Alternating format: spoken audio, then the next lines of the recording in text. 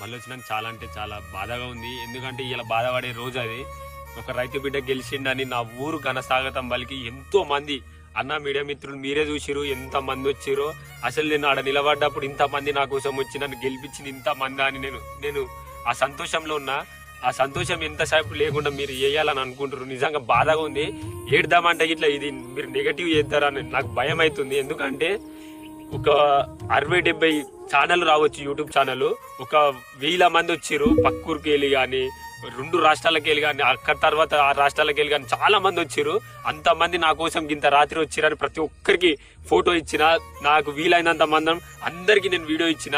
నేను అన్నం తినలే, నాకు అయితే లేదని అన్నం తినలేదు దంగి పోతే కొంతమంది వచ్చి వాళ్ళు మీరే అన్న మీడియా మిత్రులు మీరే నాకు 5 నిమిషాలు నాకు 10 నిమిషాలు నేను ఇట్లా మనిషినే కదా అన్న, నేను అప్పుడు ఇట్లా అన్న నేను మనిషిని అన్న, నేను తినాలన్న, నాకు అయితే లేదు, నాకు ఓపిక లేదంటే నానా మాటలు మీరే అన్నారు.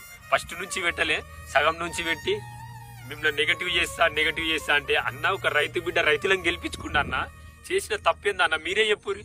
రైతు బిడ్డ తప్పు చేసిందా? నేను తప్పు చేసింది చెయ్యండి మా వాళ్ళకి తెలుసు. వాళ్ళు నేను తప్పు చేయలే కాబట్టి నన్ను ఇవాళ గెలిపించుకోరు. పల్లె ప్రశాంత్ ఏందో రైతులకు తెలుసు, జనాలకు తెలుసు, జనాలు చూస్తున్నారు. మీ పక్షాన ఏమన్నా తప్పుగా మాట్లాడుంటే దయచేసి నన్ను క్షమించండి. కానీ పల్లె ప్రశాంత్ అసలు తప్పు చెయ్యడు. మీరు ఆలోచించురు అన్న. నిజంగా